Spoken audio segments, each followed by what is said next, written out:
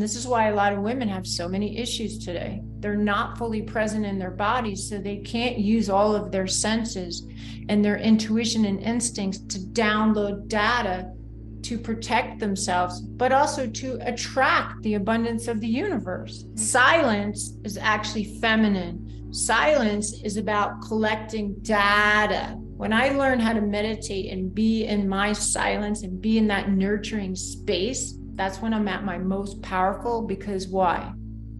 All of my instincts and my intuition are open to protect me, but also to attract abundance. In today's busy world, how can we find the inspiration, knowledge, and energy to live a healthy and empowered life? If we balance and harmonize our mind, exercise our body, live according to the laws of nature, and connect to spirit, can we find a way to heal, become our authentic self, and live our purpose with love? I am your hostess, Amy Fournier, and welcome back to Awakening Aphrodite. Welcome back to Awakening Aphrodite with Amy Fournier. The show is about helping you to be healthy and fit in mind, body, and spirit, as well as harmonize your masculine and feminine energy, tap into your intuition, your true source of power, and awaken your authentic self. Today, my guest is Sierra Bender. Sierra is, she's a pioneer. She's probably, if not the original, one of the original people to bring this whole movement of the feminine rising and the goddess in particular to basically the world. I have known Sierra, decades now. Crazy to think it's actually decades, but yes, decades. And she was a powerhouse back then, and she's still going full steam, that's for sure. I love so many things about this woman. I admire her so very much. She's brilliant. She's basically what I want to be when I grow up or get reincarnated. She's everything that I would want to be, because she's really the goal of this show is to help us all really walk that line between the masculine and feminine components of ourselves. She is absolutely drop dead gorgeous, beautiful, feminine, but let me tell you something, you don't mess with her. And we talk about that in the show because she terms it the inner bitch.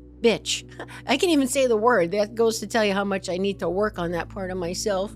But, it goes with boundaries, right? Being a bitch is not necessarily a bad thing when you are enforcing an emotional boundary of self-respect or your needs, or sticking up for what she calls, and I've heard as well, righteous anger. When you're upset about something for valid reasons, something that violates your values or your boundaries.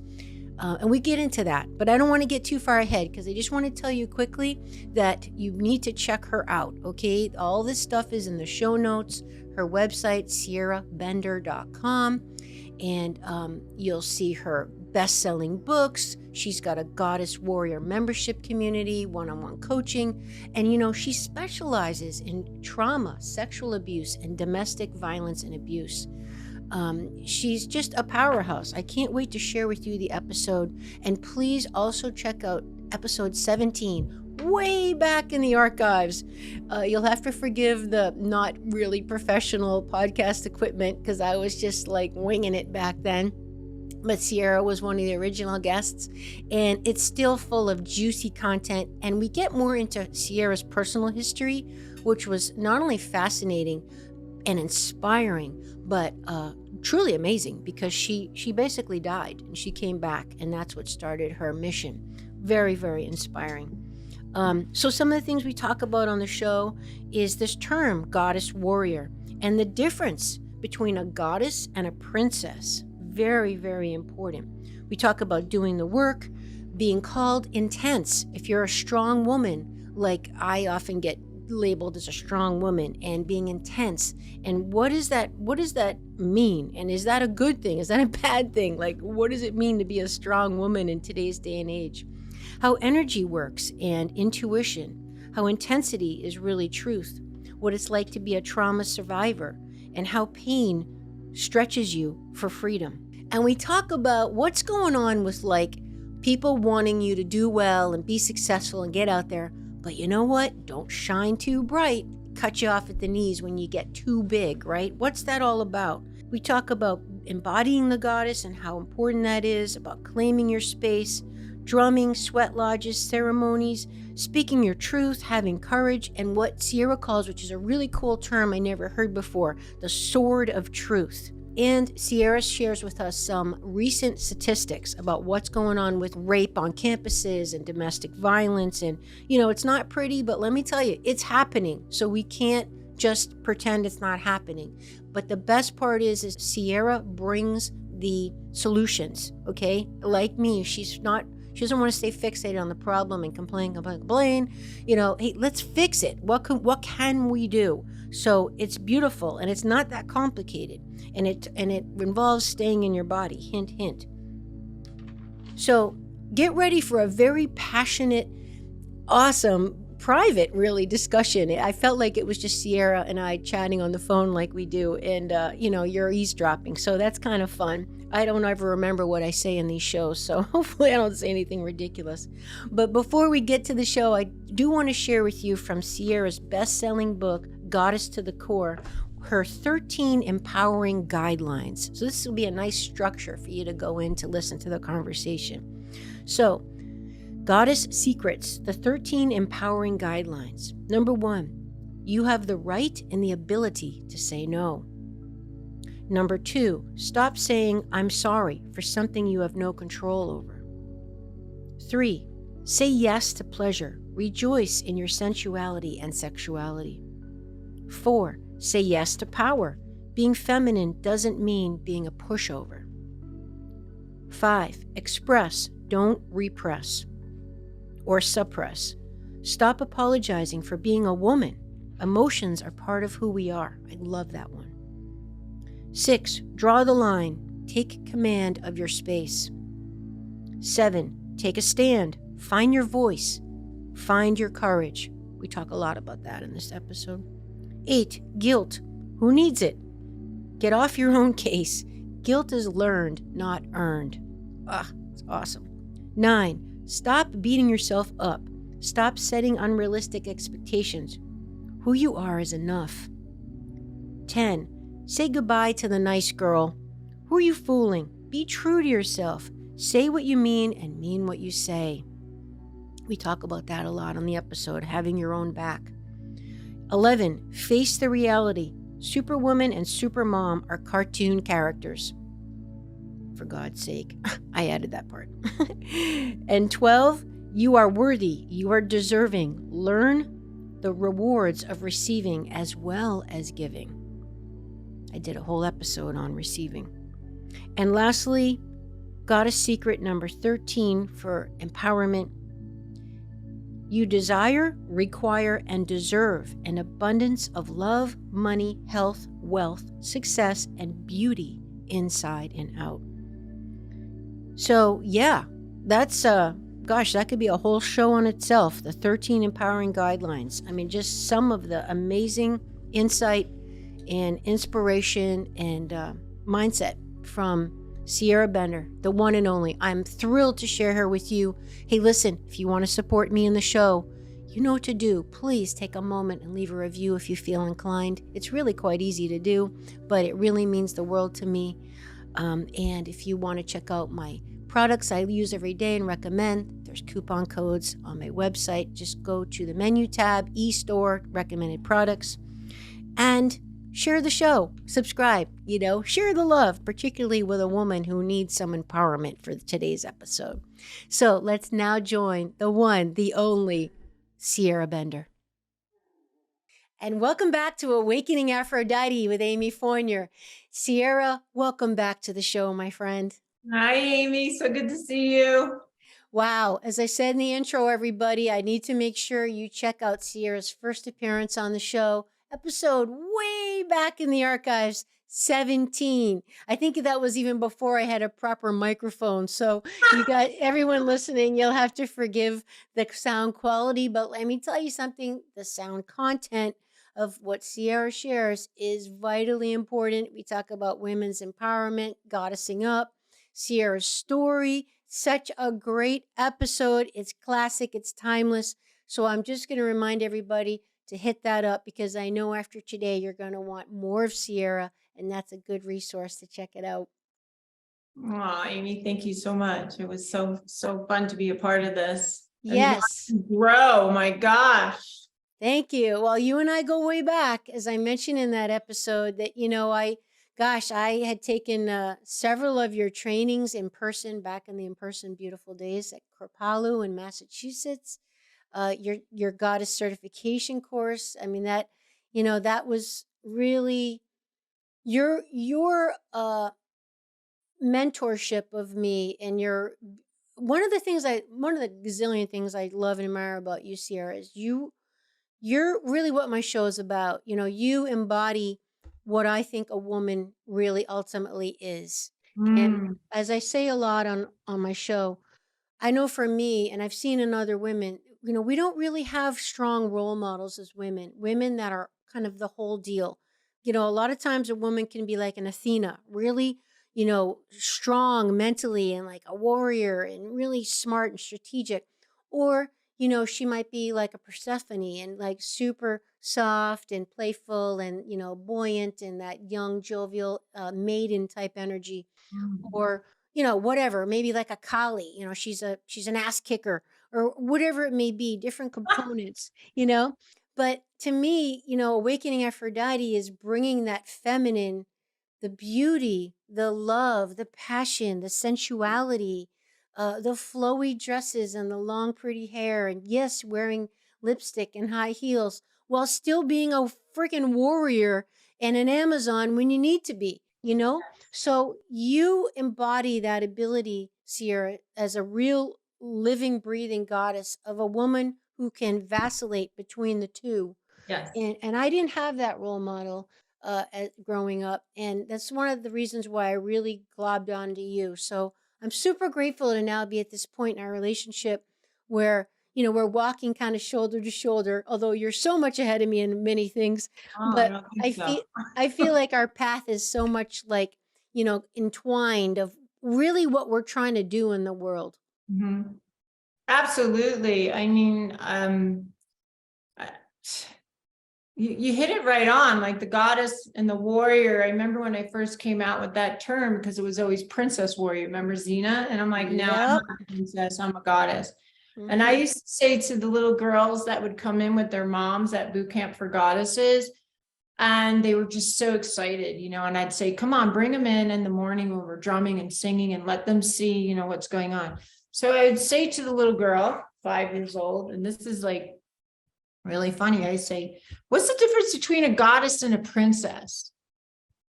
And they'd kind of be like, okay, not that there's anything wrong with a princess, but what's the difference between a goddess and a princess? And they'd kind of look at me and I'd go like this.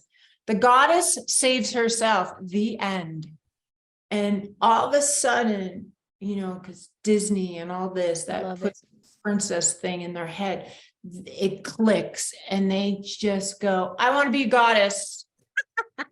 Yeah. No, no more princess. I want to be a goddess. Because in the movies, it's shown that, someone's always going to save you. The boy is going to save you. The man, the knight is always going to save you. No, the goddess saves herself. The end. And that's simple. And they would just be like, I got it. A 5-year-old, right? So this is a mom who comes, and then all the little girls, all the different ages want to participate. They're just drawn to it. They know it because it's in their bones. Like, we're born with it, but we're taught not to shine on, not to goddess up, not to be that. We're taught that, okay, we have to confine, we have to tone it down.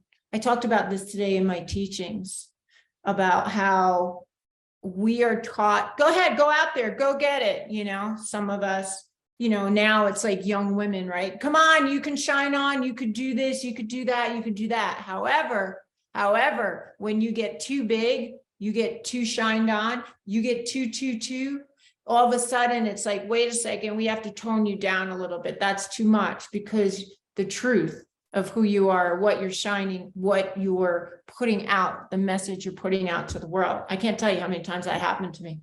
And I just like look at them, and many women, It's like, that's just too much power, too much truth, too much beauty inside and out, too much, because now that woman is reflecting the true power of the goddess warrior.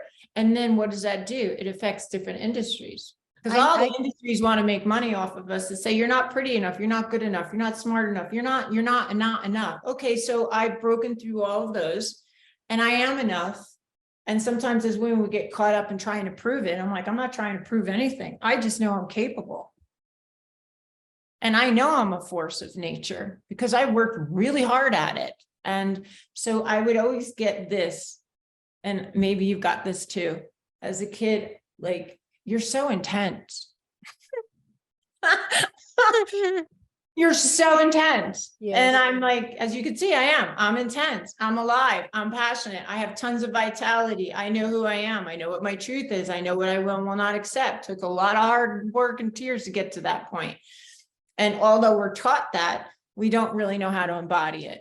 People say, yeah, come on and do it. But then we don't know how to embody it and hold it and walk through life through it. And so I was always told, you're so intense. Well, yeah, I'm a semi-professional athlete. I was ahead of my time of a couple of things. And I always had a voice. I grew up in Jersey and I always had that attitude. You know, you're born like a little bit street smart. You have a voice. I'm Italian. The hands are going, everything's going. And so I'm intense. Yeah. But it hurt me when people would say that. My intensity was speaking my truth. My intensity was seeing things that I knew were unacceptable and speaking about it, but then I was punished for it one way or another, right? Your intuition is on, you talk as a little girl, you see things, but then you're taught, no, that's not real. That's not how it is. And you're taught to turn off the most beautiful gift a woman is given is her intuition. So shut that down. And then you become prey to the universe. Like, if you don't know how energy works, you're going to be used by energy. So this intensity was my intuition. The intensity was I was in my body because I always played sports and stuff. So I was always in tune with I was in my body, which saved me in many circumstances. And I just understood energy. I was like, okay, I'm trusting my intuition. And that intensity was that people were scared of truth. What was next going to come out of my mouth? Still today, I take pride in it now.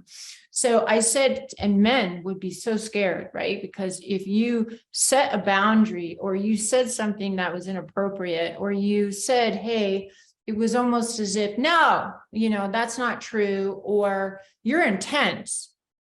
So I asked a very powerful man that I was dating, and he said to me, Sierra, you're really intense.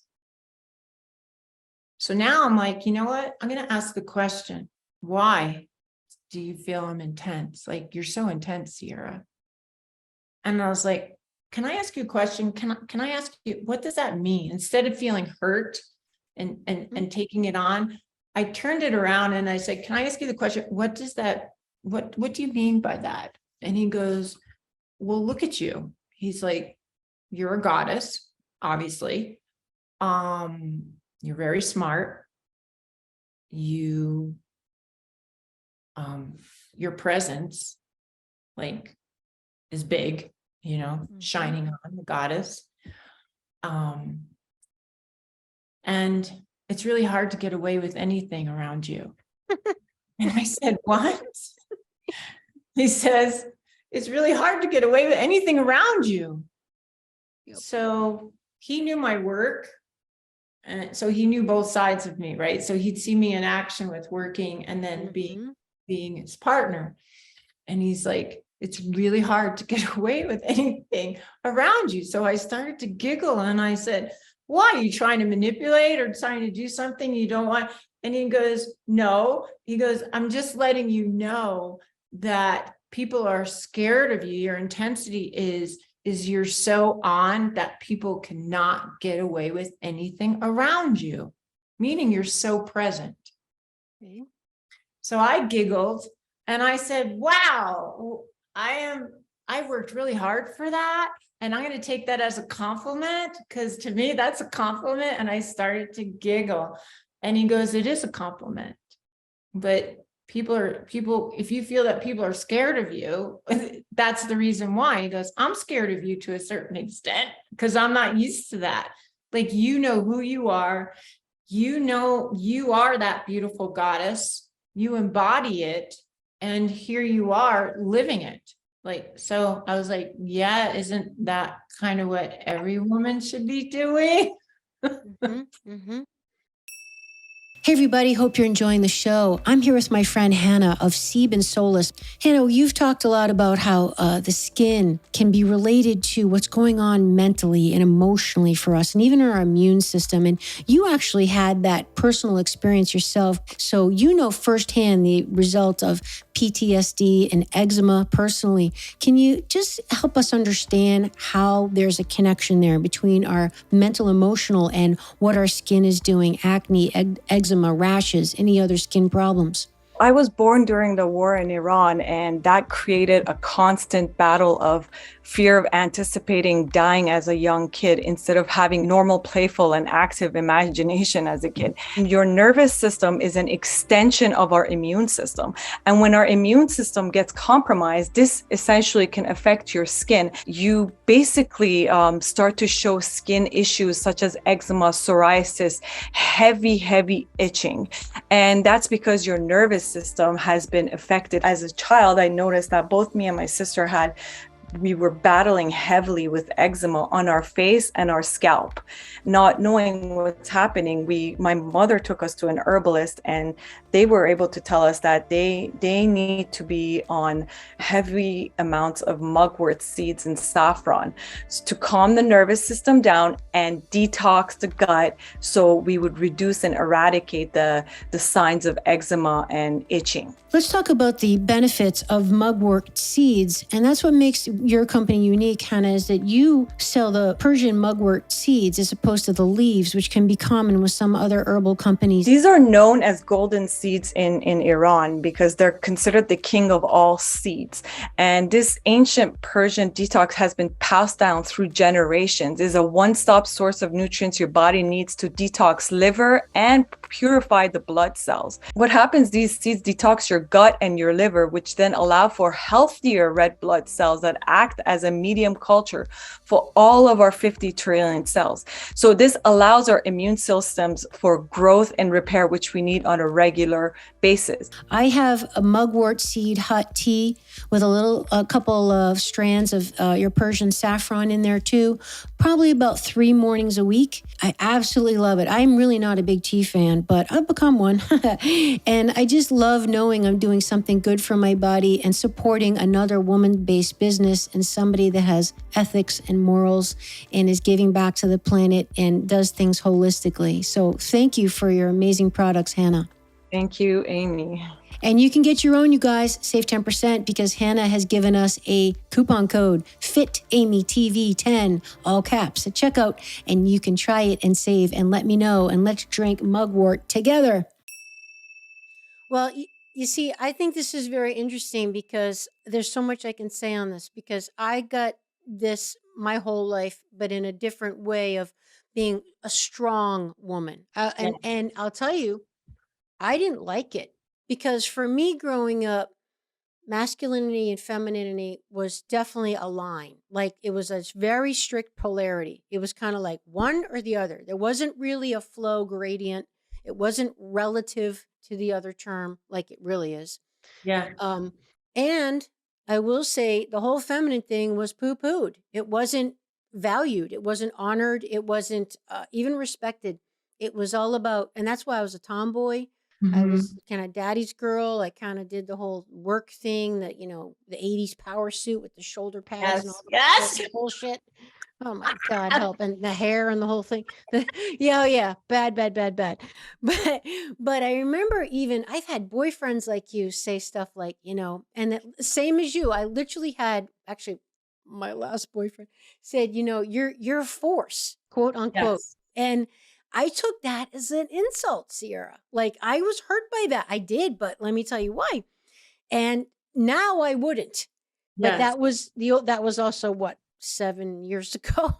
So now I've grown since then. And even my friends, my girlfriends would be like, because when I'd be looking for a boyfriend, they would say things like, well, it's hard for you because you're such a strong woman. Like, again, like it's a negative, like that's, Yes. yes, Yes. like that's Yes. repelling men because Yeah. I'm not easygoing and soft and, oh, what do you want to do? I don't care. What do you want to do? And that kind of thing.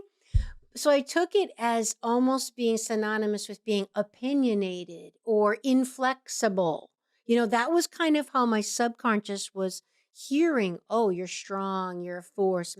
Whereas now I feel like I've developed, I've matured, I've broadened enough to know when to flow into one state or the other. And that strength is what's gotten me where I am today. If I didn't have that as a trauma survivor, I wouldn't be here. So instead of, berating myself, I'm glad I'm strong. And it's hard for men to be with that. Some men, it's a lot easier to be with a woman who isn't. That's for Yeah. sure. You Right. really have to find an equal. But I'd love to know your thoughts on, the difference between a strong woman and intense woman. Are they the same thing? Because we have a lot of women that, feel like they are, I don't want to say alpha, but they're strong in who they are. And knowing you like I've known you, you're intense because you're clear. You're clear who you are. You are connected to source. You're That's your strength. Is you're Yeah. not like a just a pushover. You're a beautiful, kind, loving person, but you're also very like you're like a bamboo rod in a pond. Like you're very solid. You know what I mean? That's what I get a vision of you. So Wow. that's how I get your intensity. Like, you're not wishy-washy, but that's a good thing. Yeah. Well, I would say my intensity is truth. And my intensity is I'm always looking for truth. So basically, my intensity is my connection to creator above, below, and within, that I'm not looking outside. I'm always looking within. And that takes discipline, strength.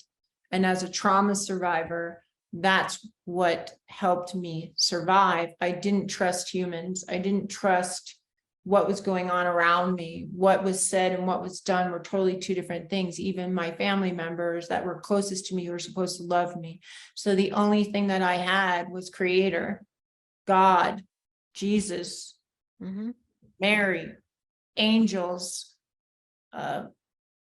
guides. Like my intuition was so strong because I was able to talk to a tree, more so I'd be able to talk to a human or animals. So people who are very strong, have a strong presence, animals are always attracted to them because they know that they are grounded, connected, and they will not flip like a switch to create harm, because it's not about power over. Humans want to have power over someone or something, and take that down. An animal knows an alpha is there to protect them and to lead them for safety. And it's a different type of energy. So for me, it was always animals, nature, God, creator, and that was my best friend. And I knew that was also my first love. Like God is my first love, and God will choose the partner that I am needing at that moment in time. So I don't take it so personally. I'm like, okay, God, they're all practice till I get it right. And obviously I'm learning and I'm healing my trauma through each one of these relationships. So I don't take it so personally that I give my power away. Does it hurt like hell? Yeah, it hurts. Do I look at it and go, damn, where was I when I attracted this person in my life, emotionally, spiritually, financially? How did this happen? Like I can go back to every single relationship in my life and go, that's why I chose that person, or this is why this person's in my life for business or whatever, and why it didn't work. I feel like it hurts. That pain, I had this whole conversation today in my class, that pain hurts, but it stretches me for freedom. So it's like, okay, I'm done with that lesson. Thank you. And this true soulmate teaches you how to love yourself. I mean, my book got us to the core. It's not about women teaching me my value. It was men, what I will and will not accept. It was never a strong woman or mentor, like you're saying, that said, hey, honey, this is the way you should look at this and how men treat you and my dad or dating or no, I was just totally lost. And it was like trying to figure it out yourself. And I can tell you my examples of my mom, who was very powerful in many ways, but very submissive in other ways. And I used to get angry at her that she used to put up with some stuff. And I'd be like, that's exactly what I'm not going to be. So she was my teacher in a way of teaching me. But then she was also a teacher in the way of how do I say, codependency. You look back at your mom, your grandma, a lot of it has to do with religion. This is all my research and that stuff. generation that it was prevalent. It's like they had so much power, but as soon as they reached a certain level, it was like, boom, tone that down. Boom, don't expand anymore. You can't be stronger than your husband. You're too outspoken. You're too. And I'm like, wow. So I go back and I look at my ancestors. My grandmother, who's still alive, she wasn't able to, she bought a car, and back then you weren't allowed to own a car. Like your name was not allowed on the registration or the ownership, the title of the car. And she went down and she's like, screw this. They couldn't have a bank account or a credit card. Yes. And she's like, no. So she goes down in New Jersey. She goes down and she's like, this is BS. And she gets her name on that title and she creates the law. Wow. Yeah. Really? Yeah. So then my mom. Wow. Okay. Awesome. But then you look at the generations, and then my grandmother helped build my grandfather's business. He was a psychologist and he was an ex-priest, and he was a psychologist, but she held space for his career. You see what I mean? She's so powerful, but I can't stand alone in that light because that would be too much. So I have to hide it behind my husband, or I have to like put it somewhere else. Right. But here you have this force, this young woman that says, screw that. I bought the car. I'm doing this. And then my mom was the first woman on the board of education where I lived. I grew up in Hawthorne, New Jersey. And then my brother had dyslexia, and she became on the board, first woman, because, then the kids, if you had dyslexia, you were put, you're dumb, basically. We're not going to teach these kids, right? And that's what they used to do with them. They thought that they were dumb and, we can't teach this. So they would just put them in a class and they would do nothing. And my mom's like, no, my son is smart. He has dyslexia. That's just seeing things different. She marches down to Washington and starts fighting for classes, teachers that can teach dyslexia. Boom. Holy crap. Right? I didn't know your mom. What a great role model you have. But now she becomes more submissive, husband, family.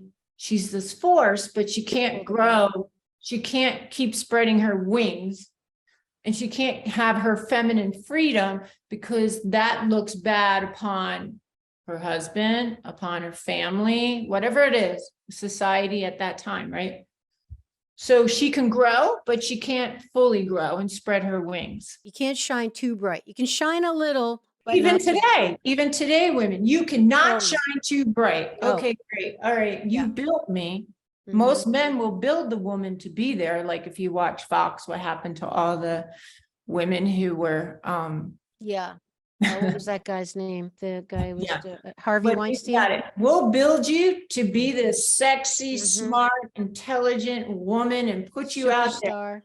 And as soon as you get all the attention, and as soon as you get that spot of where you're bigger than them, it's like, oh, no. We have to now tone you down and shut you down. And we will take that away from you because now you have too much power. So we built you, but we can destroy you. Right. And that's how it works in a very male dominated occupation in the corporate world or wherever you are. And so, and you still see it today. Yeah.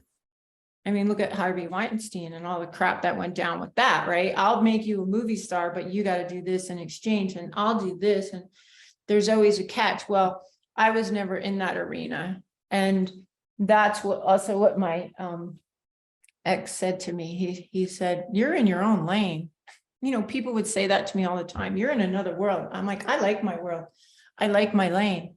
That's a compliment, I think. I don't have to abide by anybody's rules but my own. And if you want me to participate in whatever you're doing, then I will follow those rules, but don't be disrespectful to me to create any harm.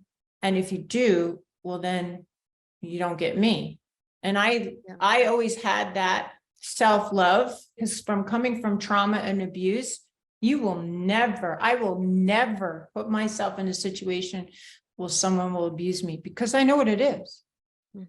Manipulation. So if you want me to come and work with you or do certain things, just know who I am and what I'm going to bring to the table. And you want that because you're attracted to it. But then once that door opens and I create the crack of truth, and the chaos is coming forward and the trauma is coming forward, or whatever is coming forward, you're going to have to ride that wave with me. And if you're not strong enough to ride that wave with me, then I can't work here. Don't bother asking me. Well, I'll share with everybody that one of your mottos that you're always saying and you teach in your workshops and all your work is, I am feminine, I am sensual, I am sexual, I am powerful. Don't ever mistake my kindness for weakness, and don't ever take me for granted. So that was the embodiment of the goddess. So when I first started yoga back in 1995, it was called the horse. It was like this, the hands were like this, and they'd go down, and then you had this. And I'm like, no, that's the goddess symbol. That's around the four corners of the world. Put your hands up and claim your space. Yep. Claim your space with your body, which is the goddess. Now you see this symbol around the four corners of the world, even though we didn't have internet and phones. How is this possible that this symbol was around the four corners of the world? Mother Earth consciousness. That's the goddess. Mother Earth consciousness. So native means being born of a land. That's it. That's what native actually means. We're all native. We're all born of a land. Indigenous wisdom. When people start, we just had this conversation, but when people start saying, oh, well, you're not native, or you're not this, or you're not that, and you start judging and whatever. And I'm like, are you kidding me? Like, we're all intermingled. And people would say, like, you're drumming, you're singing, you're using native customs. Yeah, and you have no right to, because it's not in your lineage. Well, really? So if I had some medicine that could help you, but your culture didn't make it, you shouldn't take this medicine? No, it's I get both sides. So I understand, especially working with so many native cultures. I'm in Peru every year. Yeah. Work a lot with the Shipibo and the Quiro, and a lot here. I'm in New Mexico with the natives here. And I work with many chiefs and the whole condor eagle prophecy and all of it. I've been in all of it for over 25 years. Modern medicine saved my life because I passed over from a very rare tubular pregnancy when I was 32, but it didn't heal me. So I went out looking for answers. And the answers as I found was, yes, yoga helped me. It helped me more from here to here. But it didn't really ground me and put me in that Mother Earth consciousness, which is the goddess, most powerful goddess of all is Mother Earth. And I knew I was in my body because I was always an athlete, but I always abused my body. So I wasn't really in my body. I mean, literally my uterus ruptured, bled to death. And I thought, oh, I pulled a muscle in my inner thigh. Like, I am really not in my body. I thought I was in my body, but I'm not in my body. That's next level, not in your body, Sarah. No, that was a pretty painful. Wow. That was a pretty painful truth. Yeah. But the native way was Mother Earth consciousness. People would say things, and I would be like, first of all, you're not the first ones who drummed. You're not the first ones who sung. You're not the first ones. Every culture does it. That's part of the goddess consciousness. is that women were the first drummers. We would sing in the birthing experience. We would breathe. We would dance. We'd do all these things. Okay, next. Okay, sweat lodge. Okay, sweat lodge is not just Native American. They had them in Russia. They called them the every block there was a hot house, whatever you want to call it, sweat lodge, and what it was. And so all these different customs and ceremonies. So what's happening is that native part of us is starting to awaken. That's the goddess. That is the goddess time. The goddess is rising. It started in 2013. Mother Earth conscious, green bulbs, green, let's go green, that whole movement started around 2013. And that was when the goddess was rising, because the pendulum was the Piscean time, which was the warrior time. And then the female is the Aquarian time, which is the goddess. So what's happening is we're feeling the shift. And again, it started in 2013. Now I find it very interesting because right now Aries, right, the moon is all about Aries was the warrior. Aries created this back way, the Piscean time of the warrior and being, strong and killing and, over the top, too much masculine energy, creating a lot of violence and harm. And now Aries is starting to calm down and be more the protector and be more of the movement and motion. Like, okay, let's create this movement and motion of healing and protecting ourselves and understanding what does that mean? Setting boundaries is not cruel. Setting boundaries, like you said, you're a very strong woman. You know why? Because I have boundaries. I know where my energy begins and ends, and I know what I will and will not accept in my life. That is the Aries energy of the protector, because I have self-love first for me. That's not being selfish. So we're going from this codependency, like love everyone and everything and all compassionate love and light. It's not reality. And then coming over to the balance. And so that's what's been happening since 2013. So this is why all these women are feeling this call.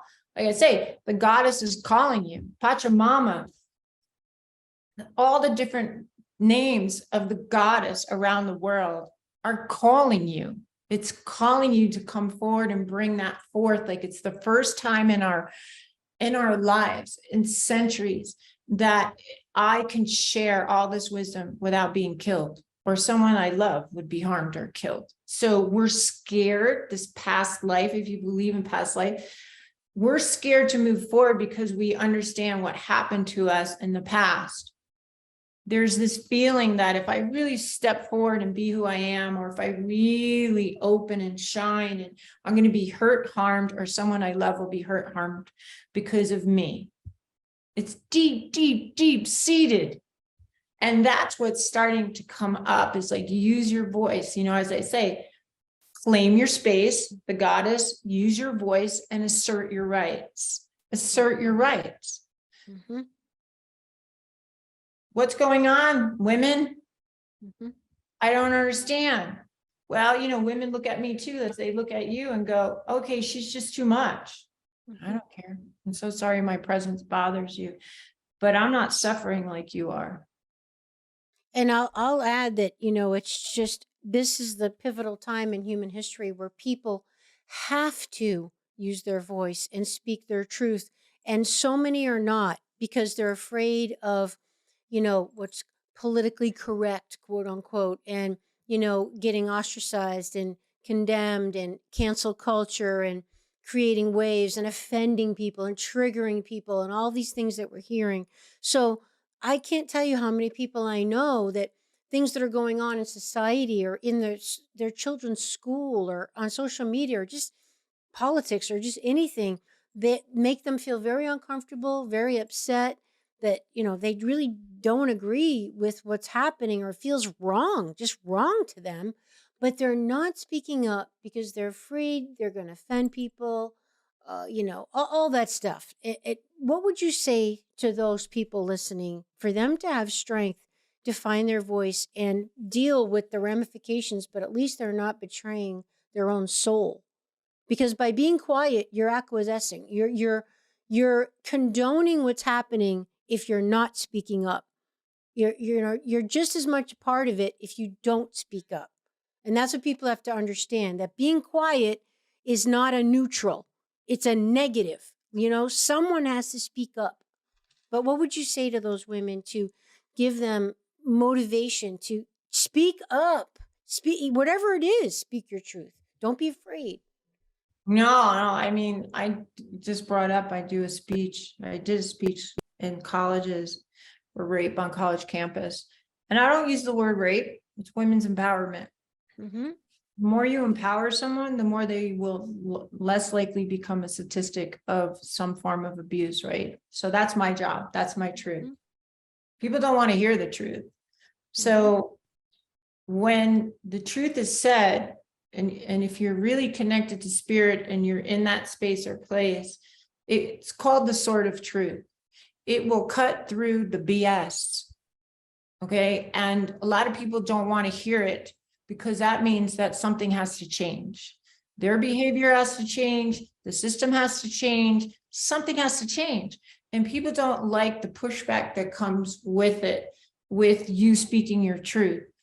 But that truth planted a seed. So, and that truth says, no, that's a little uncomfortable. And that truth, you may have your truth, and I'm welcome to hear your truth, but something's just not working. And I always say to women, stop being scared of confrontation, because confrontation creates change. Mm-hmm. So if I'm saying something, it doesn't have to be rude. It doesn't have to be explosive. And that's what most people do. They're they're too over the top with their opinion, or, it's like freedom of speech. Yeah, I get freedom of speech, but you're not going to have anybody listen to you if you're explosive and you're too emotional and you're just spitting and projecting. Yeah. You have to come to the table with your truth. Like, hey, I'm not saying this to hurt you or harm you. I'm saying this because it's the truth. Mm-hmm. Okay, so here's the truth. The truth is, I don't want to hear your story over and over and over again because it's doing nothing for you. I'm saying this because I care enough about you that I don't want you to suffer. So, like, say this is a friend or whomever, right? I do this with my one-on-ones. Stop. I'm tired of listening to the victim voice. It's a recording that you have because it feels safe. So I'm going to stop you right there. And they kind of like look at me like, you're rude. I'm like, no, it's not rude. It's basically a very Buddhist way of looking at things too. I'm going to stop you before you keep going into the unknown, in the abyss, into the same old story over and over again, which is burying you. And I don't want to sit here and listen to it because it does nothing for me and it does nothing for you. So I'm going to cut you off right here, right now. That's it. I'm doing you a favor, basically, because if you want somebody to just sit there and listen to your story, and, sometimes therapy doesn't work because of this, and there's many good therapists, but therapy is more your head. You got to embody everything that you teach, everything that you're learning, your tools. You can't just conceptualize it. You have to embody it. Are you embodying it? If not, it's useless. You're just wasting your time, energy, and money. And this is the thing I have always done with the women that I've worked with. So my truth is, as I always say, the truth. I'm always about the truth. That's what always gets me into trouble. But I know God gave me this gift. And I know, so here's the funny thing too. I'm having all these issues with my mouth. And I know it's about me coming forward with all these new things and my research. And, you have to look at it.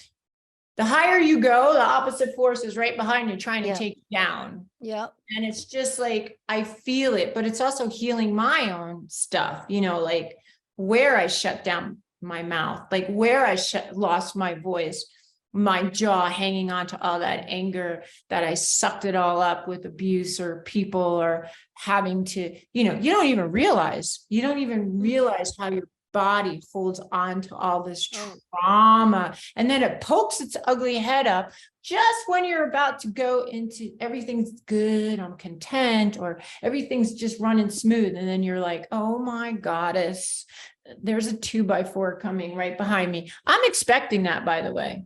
Mm-hmm. So when someone tries to stop me or someone says inappropriate things, I just giggle. I'm like, yeah, of course it's there. It's supposed to be there. It's supposed to challenge me, not to take me out of alignment. So I welcome you. I welcome you. And I'm so sorry my presence bothers you, because I know exactly why you're here. And they purposely want to push your buttons to take you out of alignment. And that's fine. I understand why you're here. I understand your job. So I'm going to contain it even more and be even more powerful, because I'm not going down. And guess what? It's not just me. It's not me speaking. It's spirit. I'm just the vessel. So it's like, get ready, people. I like, sometimes I go, oh my God, did that just come out of my mouth? And I welcome it. I welcome that I am that vessel of truth. And I welcome the confrontation, and I welcome, because I know I was created to do this. And when I don't, it's more painful. I'm Yes. like, God. I think that's true. And that's what I was trying to say is that, when you hold your tongue and bite your tongue, you can be betraying yourself, your own soul. I mean, if you can't have your own back, how are you ever going to tap into your intuition? How are you ever going to have self-esteem and confidence when you can't trust yourself to have your own back? And then we have to underscore what your point was about. It's about the delivery too. It's not even about the message. It's about how you deliver, and not going in like a bull in a china shop and, ripping heads and being aggressive and abrasive. It's about, as a strong, empowered, centered, self-contained woman, you're speaking from a place of groundedness and love, connected honesty that feels different than listening to someone who's speaking from their head or from just their reactive programming, emotion, or impulsive defensiveness, or just knee-jerk type. It feels different, and it doesn't make the hair raise up on your head when you're listening to it. You might not agree with the person, but you feel how they're centered in their truth as they speak it. So it's easy to respect it, and you can respectfully disagree, but it doesn't trigger such a crazy emotional reaction when you're hearing it. I don't know if that made any sense, but that's kind of how I look at it. It makes total sense. Like I always say, when I'm up against lawyers, let's say, I'm up against people of power, they're never going to hear a language of being compassionate. And no, you have to learn how to speak their language. You have to learn to speak the language, whoever you're speaking to. When I go and speak about my 4-body fit method to an athlete, because I trained NFL and different athletes, skaters, their language is different than if I'm going to go speak about rape on college campus, even though it's the same method. And even though I have the same message about empowerment, I have to be able to speak their language and understand what their trigger points are. Trigger points, right? So a trigger point to an athlete is going to be totally different than a college, right?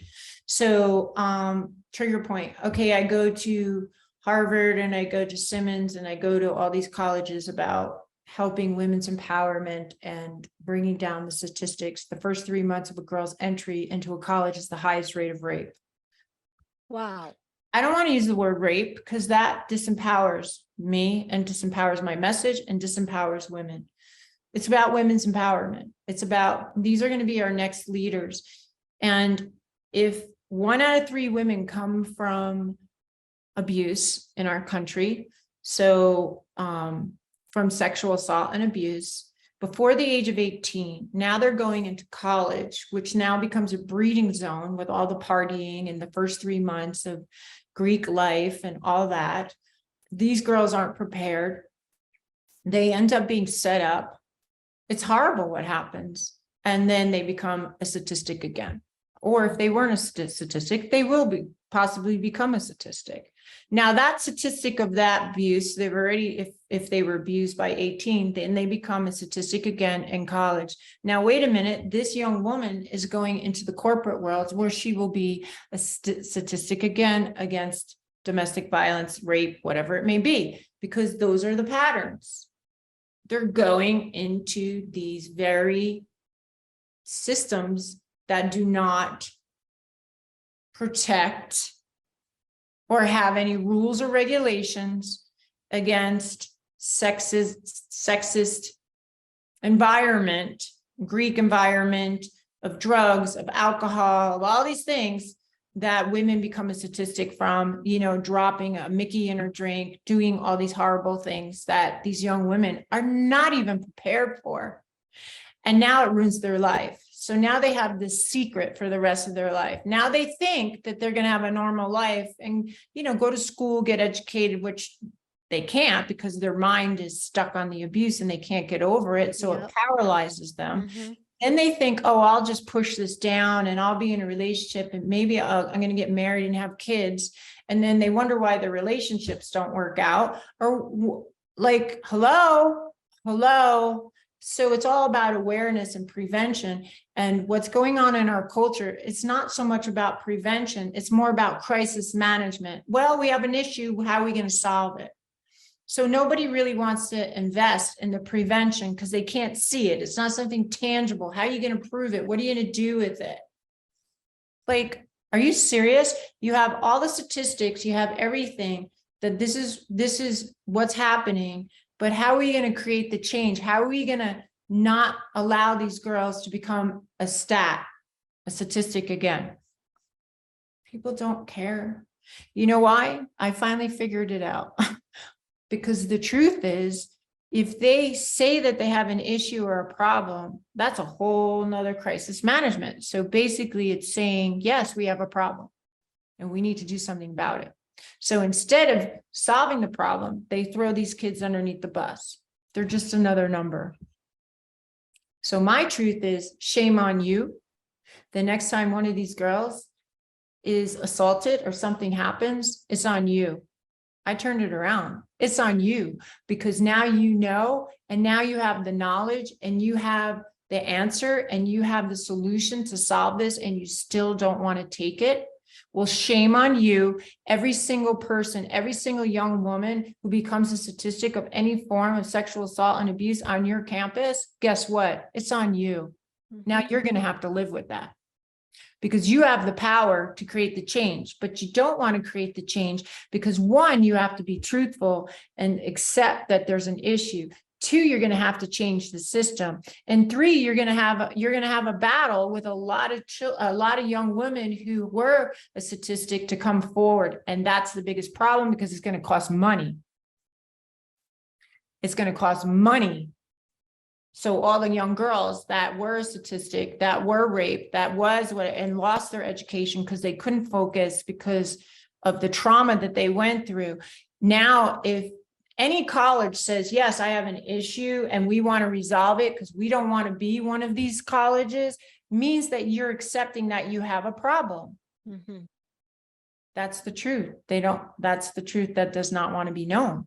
And it's not just in colleges, it's in corporations, HR, it's all over. They could be trailblazers, they could be the way showers for others, I mean, this reminds me of just the healthcare industry, which is really sick care, same thing. It's not about prevention.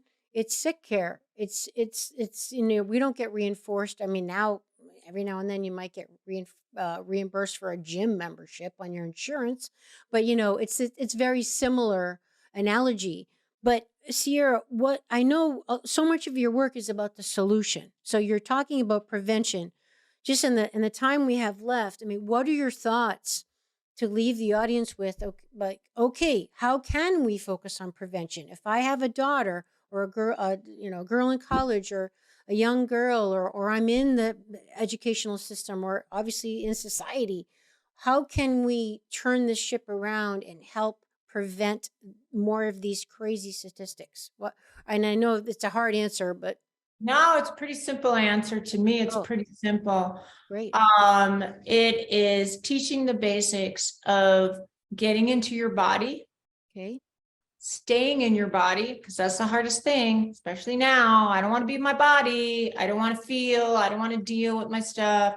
Oh, wait a minute. I want to be in my body because then I have to own certain things. I'm a man. I'm a woman. I'm a girl. I'm a boy. There's so much stuff going on. And it's just more or less what is so scary about being in your body. You have to feel, deal with yourself. And, it's easier to be up here than it is to be in the container. And to be in the container takes courage. Or to be out there. People are out there. They're outer focused on their phone, social media. I call it creative distraction. They're not even in their head. They're just outside. They're referenced outside of themselves. They're just taking up space. They're not claiming your space. Uh-huh. They're energetic food for the universe. And then they wonder why they have so much drama and stuff going on in their lives, is because they are literally energetic food for the opposite force, which then creates more damage. Because I hate to say it this way, but that negative energy needs other negative energy in order to survive. If I'm in my body and I'm a light and I am one light, I can contain my own light. I am a force of nature. And that's the hardest thing to do, is stay in my body. If I'm in my body, guess what? I have to listen to my intuition and my instincts. I have to live my life in the present moment, what's healthy for me or not healthy for me. I have to live in the present moment of saying, you know what, my truth is this, or I believe in this, I exist. If I see something that's inappropriate, I use my voice to protect others. I do what I feel is right, which is in the light of God, whatever that means to you. And I'm not scared. I am not at all scared of whatever you want to call it, the opposite force. I am not scared of any organization. I am not scared of anything. If anything, they are more scared of you. They are more scared of you because you are that force. And that one voice is louder than a whole crowd of people who have nothing to say because they don't want to step up to the plate and use their voice. And so it's like, okay, I'll blame. It's easier to blame. Okay, I'm going to blame the president for this. I'm going to blame who and who for this. And I'm going to blame who and who for this. Yeah, that's great. I just look at it. Guess what? This person at this moment in time is here to show us something, whether that's, whoa, I didn't vote and I better get my ass in there to vote. That person is reflecting something of abuse of power. That person is reflecting how bad something is in our universe, in our world, or what we were so busy that we didn't pay attention to, that these people got away with it. I love what's going on right now, because what's really happening, if you see it on the larger scale, is that when the goddess was rising, guess what happened in that time? Churches, priests, and abuse. Corporate, all of abuse and things that were happening with women and abuse of power. Oh, Hollywood. Ooh, Hollywood. Wow, boys club. Oh my gosh, thanks. Another boys club. Oh my God. Our political system. Another boys club. Oh, wait a second. When I say boys club, the patriarchal system, all of these were never made for women. They were all made for men. All the rules, all the regulations, all the whatever was made for men. There was never women in any of this. Okay, and now we're looking at our political system, right? Every single one of them are patriarchal. I say this because I laugh, because I'm like, here's my truth and here's my voice, right? And I hope I'm not sounding condescending, but I kind of giggle because I was like, if you see the bigger picture, that's exactly what the feminine is doing. It's like a wrecking ball coming in and saying, oh, see, this is what she's been doing for the past 13 years. Boom, you watch a wrecking ball. Swinging back and forth. That you do. Yeah. And it's like, okay, I can't come in full force, like it's not ready to break, right? So I'm just going to keep doing this. Boom, boom. And what is that? Boom. It's the truth. Boom, boom. And it's creating the cracks for change. So everything has to fall, and you should be prepared for that, because that's what's happening. Yeah. It's like this. I've done ayahuasca for 25 years, studied in the jungle. I've done it all. Okay. And when I say I've done it all of how spiritual practices, some take you to the light of God and some take you away from the light of God. So that was also part of my studying. Like, this is not real. This is something that's a facade of the light. And that's what a lot of people are doing. They're going to a facade of something because they're really not doing their research, and they're just following it at that moment. And it kind of feels good, but it's not, because most people want to take a shortcut. They don't want to go through the pain to get to the goodies, right? Yep. So when I look at the goddess, and so this is where I'm at right now. When you look at the goddess and you think of the goddess, I always say, think of her like ivy. What does ivy do? It wraps around stuff and grows up it. It's always searching towards the light. Yeah, going up. But what else does it do? It'll freaking crack cement. Yep. It'll break anything in its way to get to that light. And that is your Shakti. That is a woman's Shakti truth, that you will never, ever suppress me. You cannot suppress me. You cannot take me down, because no matter what, I will always find a way to the light. But I have to go through the pain also, and I have to learn those lessons so that I can crack through it. And that's where the force of spirit comes behind you and goes, crack. That's what's happening right now in our world. Like, the feminine energy is like, either you're on it or you're not, or you're going down. And what I don't like is all these women who are doing the work like ourselves. And there's so many of us who are out there doing the work. And there's so many women who are just like, no, I don't want to do the work. I'll just stay numb. I'll just stay. But are heavy, are taking us down. They're taking us down. Yeah. The women who are doing the work. And how are they taking us down? It's like they're so out of their bodies and so not into the reality of what's going on. Like the opposite force that loves to create drama and chaos and put it upon us and you know, be somewhat our enemy in the way of creating obstacles for us. For instance, going on social media and making bad statements against you, saying inappropriate things, women who haven't done the work, you know, you're reflecting strength or beauty or whatever, and they haven't. So it's just like, I understand you're in pain, but you don't have the right to harm or hurt.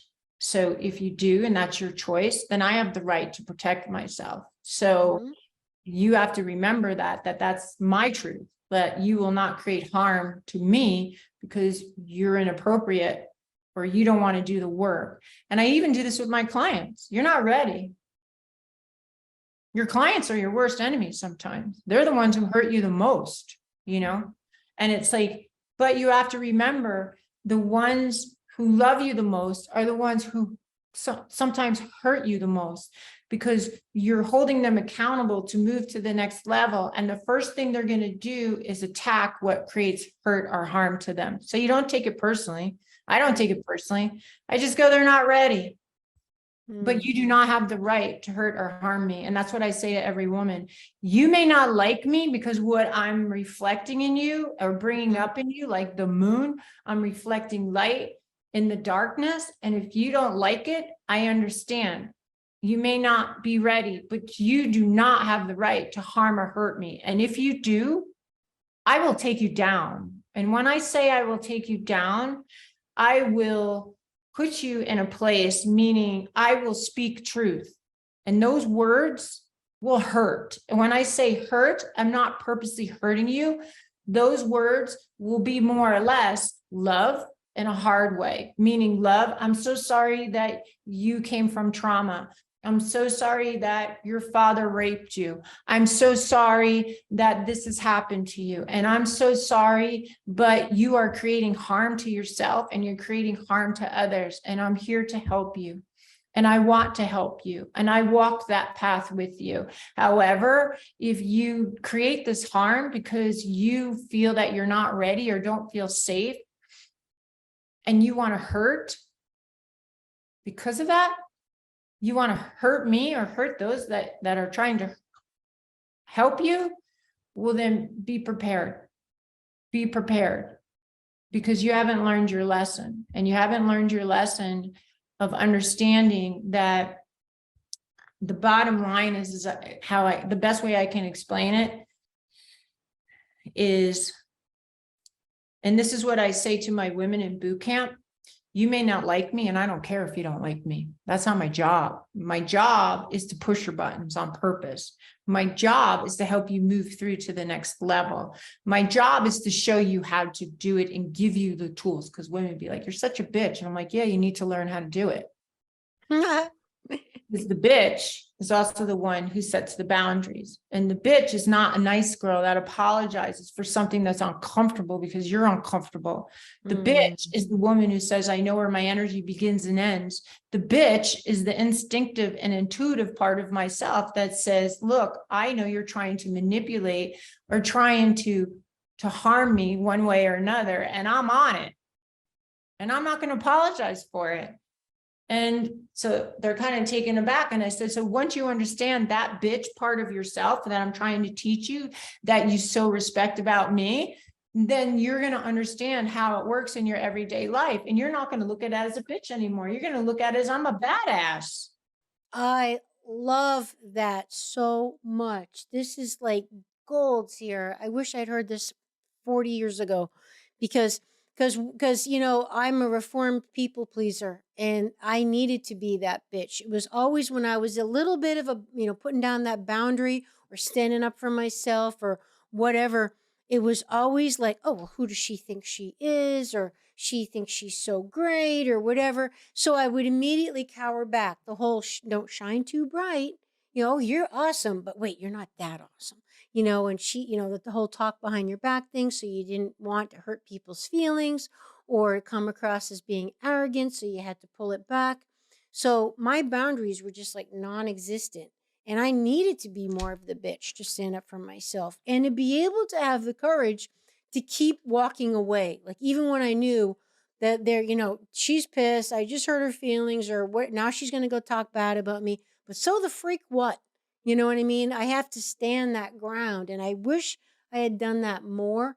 Hopefully, if I have situations now to do it again, I will hold that boundary and be that bitch and be okay with being called a bitch when it's appropriate and having righteous anger. Can you speak to that? For those of us who need righteous that, anger is one of the measurements in my research I measured women's empowerment. What is it? And so righteous anger was one of what I measured, because I saw this amongst all of my girls, you know, all the women that I've worked with. Righteous anger is being victorious and courageous, not victimized nor compromised. That I have the right to be angry, and instead of turning it in, which becomes depression, I have to learn how to use my voice, claim my space, and assert my rights. And I have to do that in a way that is gracious yet fierce. So you want people to hear what you have to say, because nobody's going to listen to you screaming and yelling, right? It's not that type of anger. Righteous anger is being intelligent, emotionally intelligent. As I teach all the intelligence, you have to be divine intelligence. Divine puts you in this situation, creator, for a reason. Okay, so how am I going to use that voice that is the sword of truth? It may offend people, but don't take it personally, but get to the point of the truth, because people always want to take you away from the truth. So you have to be strong with emotional intelligence, not to take things personally, because they're saying things to harm or hurt you, to take you out of alignment. So you just don't listen. It's just, yeah, that was a good one. Not my shit, not my shit. How would you like me to respond to that? That was totally inappropriate. Can we move on now? You know, hear my tone. It's more like in my belly. It's more this embodiment. Now, it took me years to learn this because I was more like a wild child and no one would listen because my anger was explosive. And that was also part of my intensity, that I could take only so much and then it would become explosive and emotional. People wouldn't listen. So you have to learn how to collect it. You have to learn how to dissect it too before you get into that arena. So this is righteous anger, that I have the right to be angry about what happened to me, about something that there was an injustice or what have you. Now, of course, you're going to go through it emotionally because you've got to go through it. It's teaching you something. It's showing you something. It's actually healing you. It's bringing up, it's sifting all the stuff, the injustice.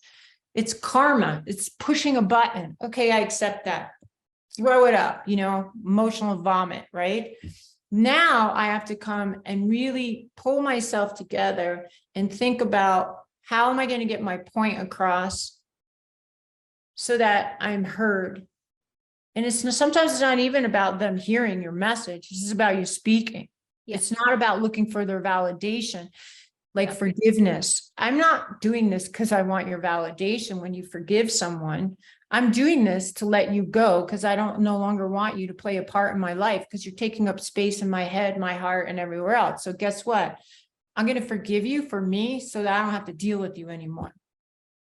I mean, that's forgiveness in a nutshell. For myself. Yeah, for myself. To free myself. I'm freeing myself of you. from the role that you play in my life. That's that recording in my mind. That's my righteous anger also. Yeah. That I have the ability to speak my truth, and it's not about your validation. Validating you. It's about me protecting myself. It's about me claiming that space. It's about me, like a soul retrieval. I'm taking those pieces back that you took, where I lost my voice. I lost my virginity. I lost my innocence. I lost something. And guess what? I'm now taking those pieces back. That's righteous anger. Wow. I'm not sitting here trying to validate, I don't need your permission. I don't need you to validate what I say. I'm not even looking for emotional goodies. I am just stating the truth. You hurt me. You took something, whatever it was, there was an injustice and I don't appreciate it. And if you couldn't do it to that person or that's in your life or whatever, the next time you have that opportunity to use your voice, all of that will be healed. Mm-hmm. All of that will be healed just by using your voice. That's righteous anger. So we would do board breaking, like, literally breaking a board, breaking boards, karate chops. Boom. Like some women couldn't break the board. And I'm like, well, you kind of like it, the itty bitty shitty committee, because you're used to it. So why can't you break the board? But I will tell you this, and this is really interesting. And it's funny, but it's not funny. I would walk up to one of the women. I'd whisper in their ear so no one could hear me, because I know this about women. And I said, well, why can't you break the board? I don't know, I can't do it. They shrink. And I'm like, okay, wait a second. So I whisper in their ear and I go, what would you do if I wanted to hurt or kill one of your children right now? They look at me like, how dare Sierra? Boom, they broke that board like it was nothing. Tap into that part. If they didn't have children and I knew, I'd be like, what would you do right now if I wanted to kill your dog? Mm-hmm. What? Sierra, how dare you say that, right? And they would look at me. I would bring that righteous anger up base of their spine. Like, I know you have it in you. Every woman has it in her. Of course. The sad part of it is, why will you do it for something you love, but you won't do it for yourself? Mm-hmm. What? WTF? Speaking of my podcast that's coming out, wake the fuck up and goddess up. That's that moment. Wake the fuck up and goddess up. Like, what? Jesus. Yeah. And boom, they break the board. And then tears, crying. I've never felt that before, Sierra. How's it feel? Oh my God. Amazing. Amazing. It's like that surge. Because it's in there. Fire. It's in there. It wants to come out. I love it. So amazing. I need to go break a board. right now, as soon as we hang up. That goddess up escape. I love it. I'm so glad you're listening to the show today. We're just cutting in here because I have my friend Ross Newkirk here. And we're talking about crystals because pretty much everybody has a crystal these days, maybe a quartz or an amethyst or whatever. But you know that they're not all the same. Just like cars. Cars are not all the same, right? A Yugo is different than a Mercedes.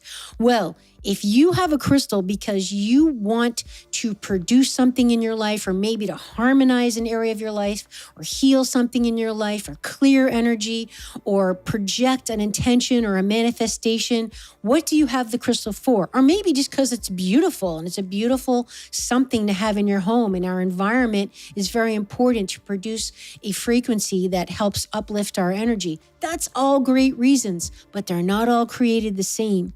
There's something called the Vogel cut crystal, which is the creme de la creme, the most effective and beautifully created and scientifically created crystal known on the market. They're finely tuned instruments that are effective. And I've got Ross here to explain to us some of the primary unique benefits of a Vogel cut crystal. The Vogel cut crystal was discovered by Marcel Vogel, who worked for IBM and for many years and had about 100 patents with IBM. He was a very genius man, and he got interested in crystals, and he did a lot of experiments and studies with plants as well, and realized that plants could pick up on thought, and he hooked up lie detectors to them, and through his work with plants he was able to fine tune a quartz crystal, a natural quartz crystal, and found that a specific cut of the crystal enabled it to focus and amplify energy and intention. And so he did these experiments with the plants and got to see the best way to how to program a crystal and how to utilize it. And so these are amazing tools that we have to be able to use in our different Reiki practices, healing practices. Lots of intuitives use Vogel cut crystals for their work as well. And just like a laser can focus light, a crystal can focus and amplify energy. That's part of why they're so unique, because they're used to focus energy, like you mentioned, like a laser, so you can send a very specific projection at something. I actually pointed at my pineal gland, my third eye, when I'm really trying to go into my intuition and my soul. And also you can pull energy out. You've mentioned, like in our episode that we recorded together, number 105. So this is a super powerful tool, everybody. It probably should come with a warning label, how powerful these things are. Yeah, the Vogel cut crystals are what's called double terminated. So they have a point on each end. The larger width end has approximately a 52-degree angle, internal angle to it, that of the Great Pyramid. And that angle is the input end, called the female end. Giving birth to new ideas, if you want to look at it that way. So the energy comes in through the female end and then exits through the narrower pointy end, which is known as the male end. The angle in which that is actually is intuited by the cutter for that specific crystal. So the female end is a fixed angle, really important for the input, and then the exit end, the male tip, is intuited by the cutter. But they're amazing pieces of technology that can focus and amplify energy. So guys, if you're really, getting crystals to beautify your environment, that's one thing. But if you're getting crystals for a purpose, like you want to manifest, you want to heal, you want to focus, you want to create, the Vogel cut crystal is really the only way to go, because they're handmade, they cannot be mass produced. And you know what's really cool? Getting into the esoteric realm, they're created with a specific intention and a frequency. So it's a mind, body, spirit creation thing. These aren't manufactured in some lab and then spray painted purple. In fact, Steiner said that crystals are the sensory organs of the angelic realm. Super powerful. That's why I'm so grateful that I found Ross and his team and his beautiful company that makes these tools available to us. And at discount. You guys, you can get yours at a discount on my website under the recommended products page. Just go down, you'll see the Vogel cut crystals. You can learn all about them. And don't forget, check out episode 105 if you want to learn even more. But when you're checking out, enter discount code FITAmyTV10 and you will save 10%. Sierra, this has been amazing. I wish we had more time. We touched on so many things, but can you, before you talk to us about, your new podcast coming out, which is amazing, and everything you're up to and how people can find more of your amazingness, what any kind of final thoughts that you feel like you want to express that Goddess is speaking through you to help, that needs to be heard right now, that voice? Just connect. Stop taking things so personally.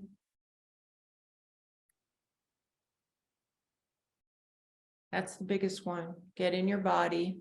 And as women, we have to stop taking things so personally. I always say this to the women. This is what women do.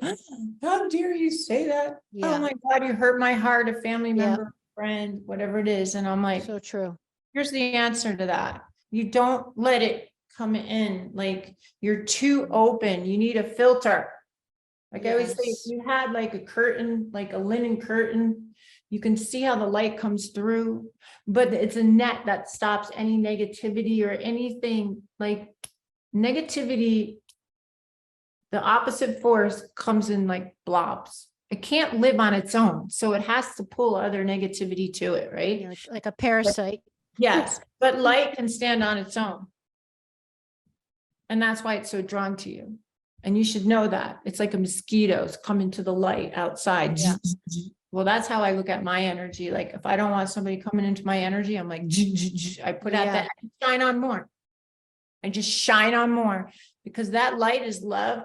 And love can break through anything. And it's not just soft and compassionate. It's fierce. If I shine love on you, if I shine when someone has hurt or harmed me, I shine love back on them. And you know why I shine it? Because that love can also hurt. And I'm not doing it to hurt someone. I'm doing it to help them break through whatever block that's in them, that's stopping them from living to their true potential and being connected because they're in pain. They're in pain. So when you understand that as a goddess, that's what your light is doing. It's shifting consciousness. So light does what? It attracts, repels, and protects. I hate to tell you, that's what light does. It attracts, right? Because people want to be near you, but it also protects me if I go and turn the light on more, like I don't want that in my space. And it also repels people because meaning that if people can't handle being in your light, they'll try and attack you, hurt you, harm you, or they'll turn the opposite direction and just go, I don't even want to deal with that because that's just too much to deal with. Mm-hmm. You see what I mean? So your light, you have to think of too, is not just, oh, godlike, goddess-like, ethereal. It's actually protecting you. That's cool. It protects you because light could also blind. I've never really heard it articulated that way. That's fantastic. Yeah. Light is very blinding. It's like, whoa, it's just too much for me. You're right. Yep. Repels. I never thought of it that way. Repels. So it's like, no, you can't be hanging in my space. Yep. It's like you're deflecting it back, almost like you're holding up a mirror, like how if you hold it the right way, angle of the sun, you can cause a fire on a stick. Yep. Because you're reflecting that power. That's really cool. People, and that's a way that I learned to protect myself, sometimes without using my voice, because sometimes people want you to defend yourself. Yeah. And if I defend myself, what happens? I weaken myself. I don't want to have to defend myself. Mm-hmm. So when people put you in the defense, that's what they're doing. They're energetically draining you. Mm-hmm. So how would you like me to respond to that? Not my shit. Yeah. I'm so sorry my presence bothers you. Another one is if I'm hearing you correctly, what you're saying is, and you reflect back what the person says. No, that's not what well, that's what I just heard. Mm-hmm. And you put them in a defense. And silence is actually feminine. Silence is about collecting data.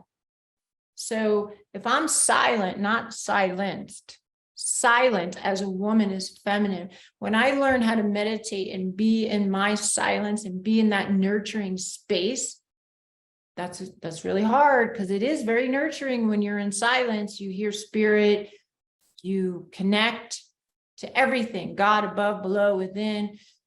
That's your intuition, that's your center. And when I'm in that space and I'm in that silence, that's when I'm at my most powerful. Because why? All of my instincts and my intuition are open to protect me, but also to attract abundance of the universe, of what's going on around me. So I have to do that dance, as we talked about the goddess warrior. I have to learn how to do that dance.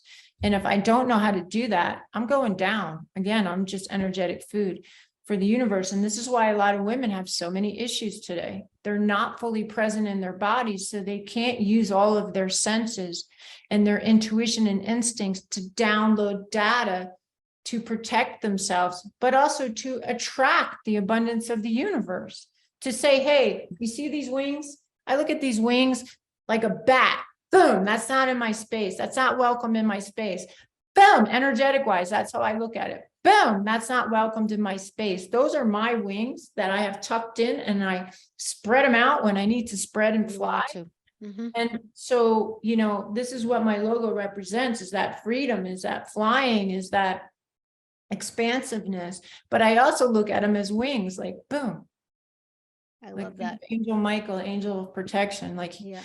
Boom, I'm going to bat that out into the next universe. So for the offensive or the defensive. I love that.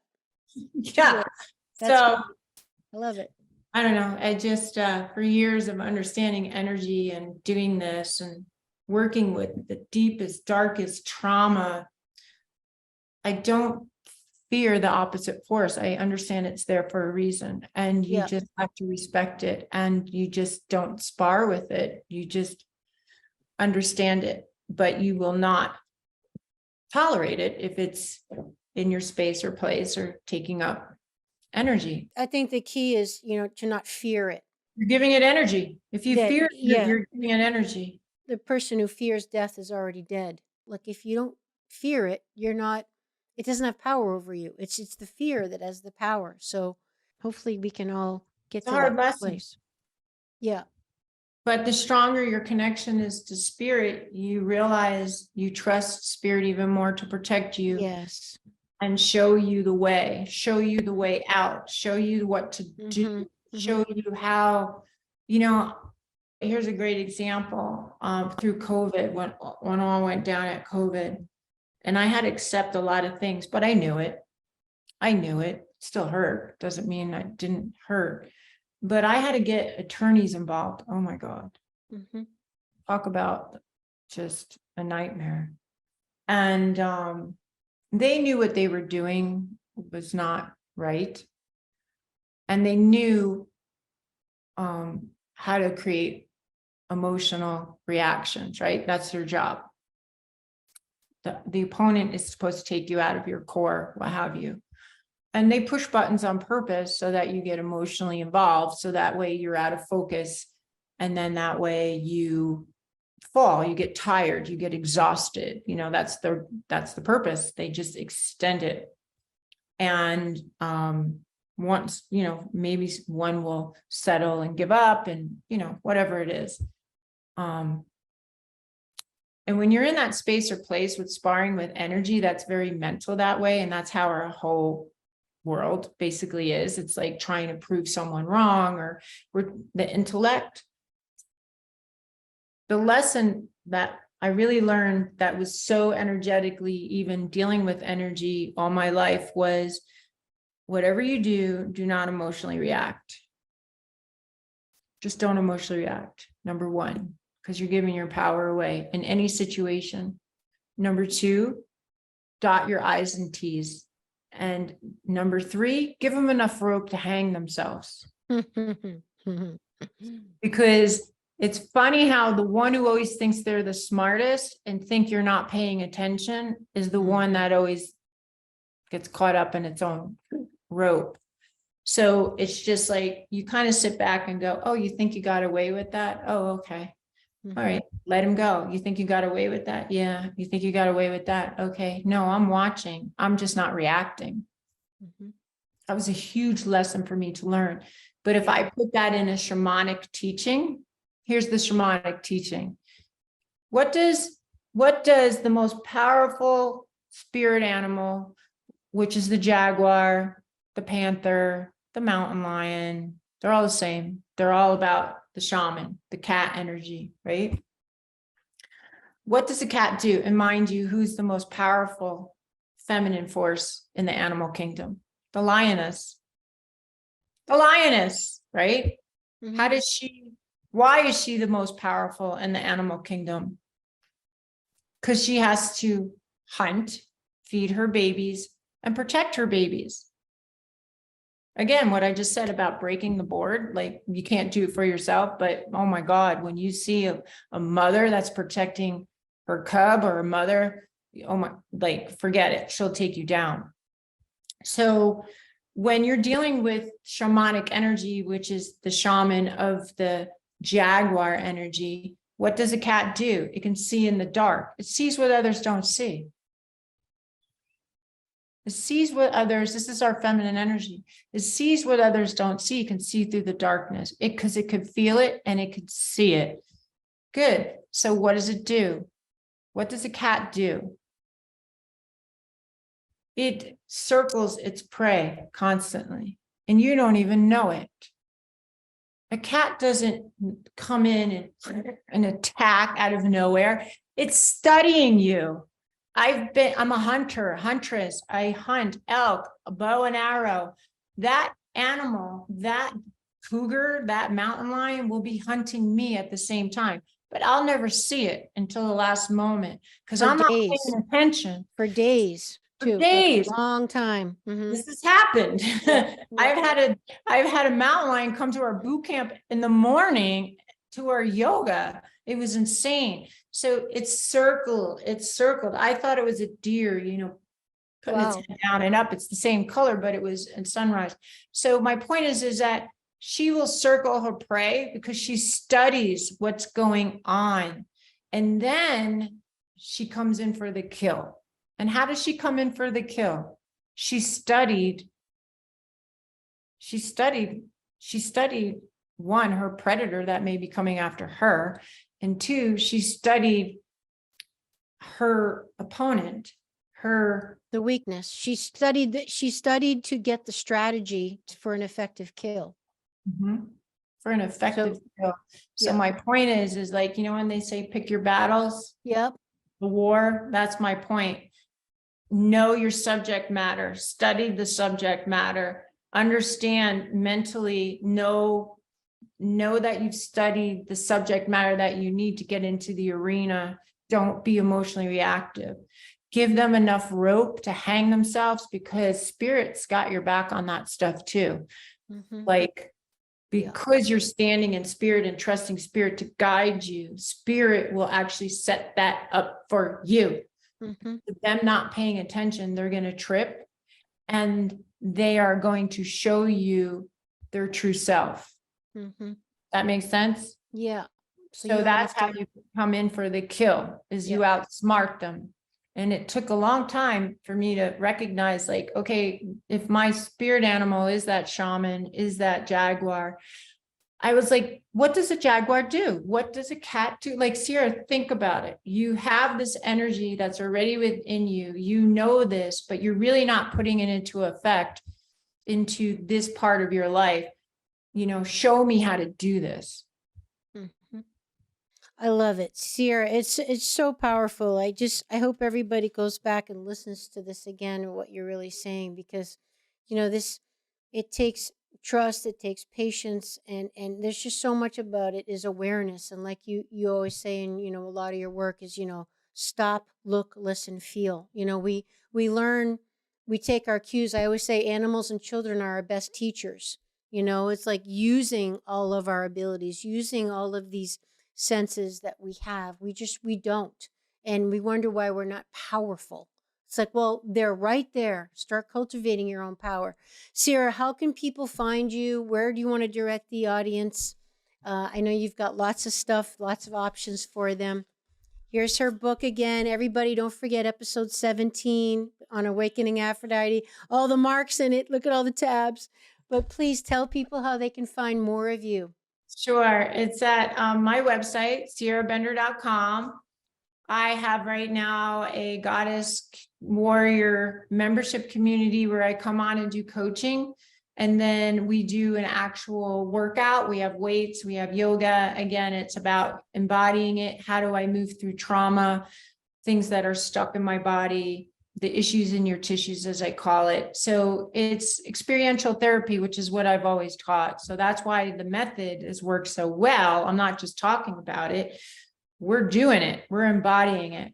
And then I'll add, it's truly in a holistic workout, everybody. I mean, it's what it is. Workout. It's very holistic though. Like it's the whole Yeah. mind, body, spirit. It's not just your typical like boot camp, 20 push-ups, 20 sit-ups. No. It gives you all of what she's talking about and touches all 4 of the bodies. It's really, really unique and powerful. Yeah. Start off with drumming and singing and smudging. Yeah. It's really cool. A card, and I just love what I do. Okay, you got the books, you got the podcast, you got the online. The podcast is coming out. I don't know, Coach. I have to ask you. Yeah, we'll talk offline on that. We got to get you this summer. The world needs your voice. By the summer, the What the Fuck Goddess Up. Great name. Podcast, because I say that all the time. Like, oh my God, the Jersey in me. But truth, it's all about truth. It's all about bringing someone. Sometimes people need that bitch slap. Like, come on, like snap out of it. Like, what's the matter with you? I mean, sometimes we're all a little too polite and politically correct, in my opinion. You know, we can still have a lot of dignity and grace and class, but sometimes people just need to kind of shake them a little bit. Like, what are you doing? Like, hello, like, wake up. Exactly. It's so true. Like, wake up. Just wake up. Yeah. So your website, you get the online stuff, you get the book, Goddess to the Core, which is the absolute classic. The podcast soon to be. Everybody, that'll be in the show notes if you're busy driving, whatever. Sierra Bender, the one, the only Sierra Bender. My friend. It was so good. I love talking with you. Me too. We could go on forever and ever. Thank you. We'll have you back, and definitely let me know when your show is live. Of course, we'll be talking off air on that. And you'll be on it. Oh, yay. I can't wait. So everybody, please check out Sierra. And if you enjoyed the show and want to support me, you know what to do. Subscribe. Please share it with somebody, and you take it to the next level. Leave me a review, would be amazing. And please do check out Sierra Bender. And again, that's in the show notes. Thanks, Sierra. Thanks, everybody. We'll see you next time on Awakening Aphrodite. Thanks again. Get out there and goddess up. Shine Goddess on. up. Goddess up. Would you like to support my mission to help empower people all over the world to be all of who they truly are? If so, please subscribe to the show, leave a review on iTunes, and share it with a friend. And if you're looking to take immediate action to align your energy and optimize your health, visit amyfournier.com. Thanks for listening to Awakening Aphrodite. Let's awaken her together in you. I'm your hostess, Amy Fournier, and I already can't wait to be with you again and for you to hear what I have planned for the next show. Thanks for listening to Awakening Aphrodite with Amy Fournier. To learn more about Amy, check out her website, amyfournier.com. That's AMYFOURNIER.com. You can also check out Amy's live and on-demand virtual fitness and yoga classes, and sign up for her newsletter to receive a free mini ebook of 3 of her top tips for making holistic health a lifestyle. Again, that's amyfournier.com, and get your ebook sent to your email immediately. Connect with Amy on the daily on Instagram at FitAmyTV, FITAMYTV, and watch many of the podcast episodes and subtopic clips on her YouTube channel, which is also FitAmyTV. Enjoy, and we'll see you next time on Awakening Aphrodite.